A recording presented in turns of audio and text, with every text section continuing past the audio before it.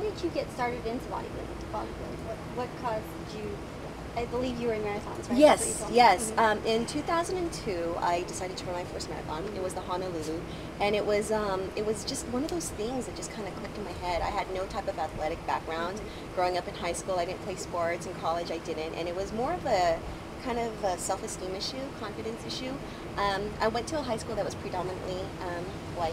I was one of the very, very few Asians, and they were just total jocks, you know, and they were like tryouts, and so I just automatically assumed that I wasn't good enough to make it. You know, I was one of the shortest ones, I was one of the smallest ones, so I just kind of X'd myself out of even making it on the team, so I never bothered trying.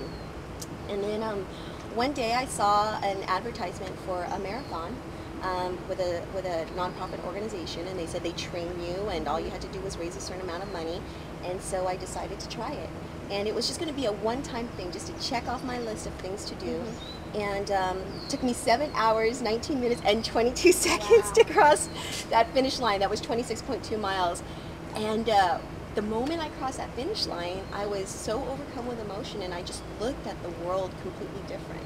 And I said to myself, like, if I could do this, what else can I do? You know what I mean? Because you become so complacent with life when you're so comfortable, but then when you achieve things that you didn't even think you can do, you just look at the world in a totally different perspective.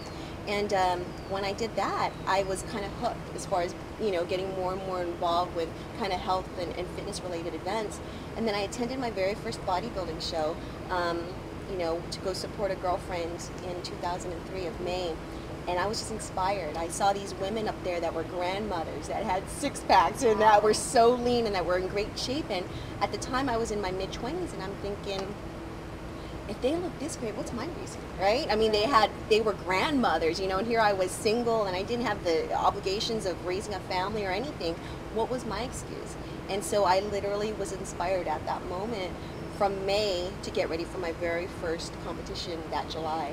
And again, it was going to be one of those things to just check off my list, you know, to just see what would it be like. And I would have never imagined that day in July 2003 that I'd be here now, 5 years later, still competing, still with the same amount of passion and love for it that I did back then.